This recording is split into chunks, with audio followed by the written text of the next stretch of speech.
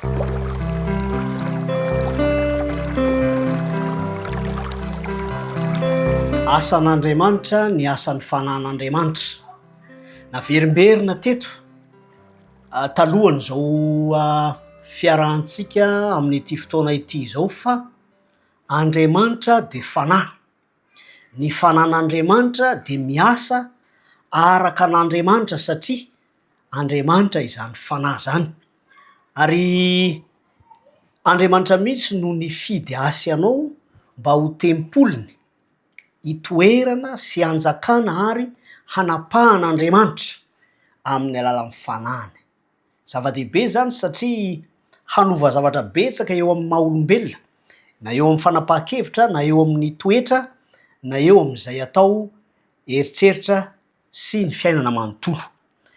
Ny Jaona 4:10 ka ny 7:10 dia milaza amintsika fa ny fanahin'ny famarinana izay tsy azony zao tontolo zao raisina satria tsy hitany na fantany, fa ianareo kosa mahafantatra azy satria mitoetra ao aminareo izy ary ao anatinareo.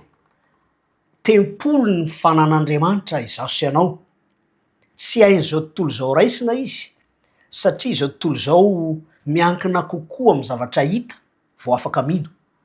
Izao tontolo zao miankina kokoa amin'ny fahatsapana farafaratsin'ireo retsika 5. Ny retsika moa efa mihoatra 5 izy zao ao ny fahatsapana efatra izay fanampiny, fa miroso sy mivoatra moa ny ara-tsiansa dia miahita tsikelikely izany. Fa izao ny fomba fiasan'Andriamanitra izay mitoetra ao anatiko sy ao anatinao dia zava-dehibe. Raha eo amin'ny 9:20 no horesantsika, Jaona 4:10 dia ny mpananatra, ilay fanahy masina zany, irahan'ny ray amin'ny anarako Jesosy Kristy, izy no ampianatra anareo ny zavatra rehetra. Raha milaza isika hoe ny zavatra rehetra dia zay rehetra efa tao an-tsaintsika sy fantatsika ihany no raisintsika amin'izany. Fa izany zavatra rehetra izany dia ny zavatra rehetra zay Andriamanitra no milaza an'izay. Ary tsy vitan'izay fa hoy izy hoe ampahatsiaro anareo ihany koa zay efa nilazaiko taminareo.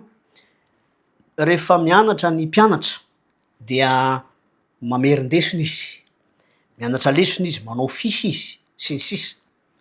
Fa efa nandalo zany fanandramana zany angamba ianao hoe tonga ny fotoanan'ny fanadinana, tsisy zavatra tadidy noho ny antony mety tsy ampy torimaso, mety tratra mipanika tampoka na tahotra, mety zay antony maro samihafa.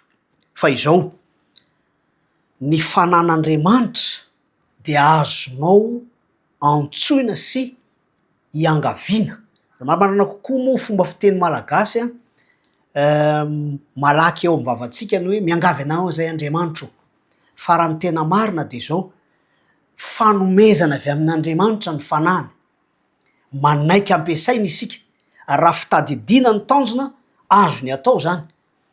Fanomezana satria ao amin'ny Luka 1:10 ka ny 7:10 de manambara amintsika fa koana ianareo aza ozy, na de olombelona ihany ara voafetra, na de ratsy aza, dia mahalala manome zavatsoa ny zanakareo. Maika fa ny ray izay any an-danitra izay manome ny fanahy masina. Afaka mangataka izany isika. Ny toe-tsaina mangataka amin'Andriamanitra de toe-tsaina mankasitraka satria Andriamanitra efa vonona ny hanolotra. Ary io fahavononan'Andriamanitra hanolotra io de miaraka amin'ny fifidianany antsika satria araka ny voalaza hatramin'izay de hoe tempoly ny fanahy masina. Ny endrika ankasitrahantsika azy de ny hoe mangataka azontsika atao zany. Amin'ny mahafanomezana azy dia sarobidy amin'Andriamanitra io. Ary any amin'ny asan'ny apôstôly 2:7 sy ny manaraka ary 8:30 dia miresaka amin'ny antsoina hoe batisa izy. fa fanomezana amin'ny olona zay atao batisa ihany koa za mifanamasina izany zava-dehibe zany satria toe-tsaina mandray fanomezana avy amin'Andriamanitra ny hoe mandrainy manaiky an'Andriamanitra de ny asany fanahany.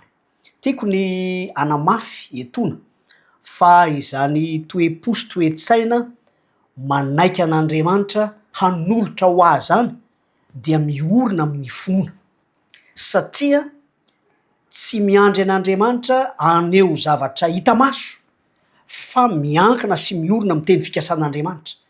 Ary mbola ho hitantsika aoriana kely eo fa izany teny fikasan'Andriamanitra izany dia amin'ny finoana no anekena azy. Koa tiako ny iombom-bavaka aminao asaiko ampitiavana ary ianao ny amin'izany vavaka izany. Misaotra anao zay tompo ny amin'ny fanomezana lehibe sarobidy de ny fanahinao zay afaka miasa mampahafantatra anay ny marina sy ny tokony atao, ny tokony hosainina sy ny fiainana rehetra, ny zavatra rehetra. Mampatsiaro anay ihany koa ny teny zay efa nolazainao taminay mba hahatonga anay iorina bebe kokoa. Ary tsy zany ihany fa ny izay hitanao fa mahasoa dia azo atao ny mahatsiaro azy ireny. Koa apetraka eo ampelantananao tompo ny fanerinay ahay andray sy ankasitraka izany hangataka, ary raha azo atao aza de ho tonga amin'ny rano batisa ihany koa andraisana ny fananao. Fa ianao no ametrahanay ny fikasana tsara rehetra tonoina amin'ny anaran'i Jesosy Kristy. Amen.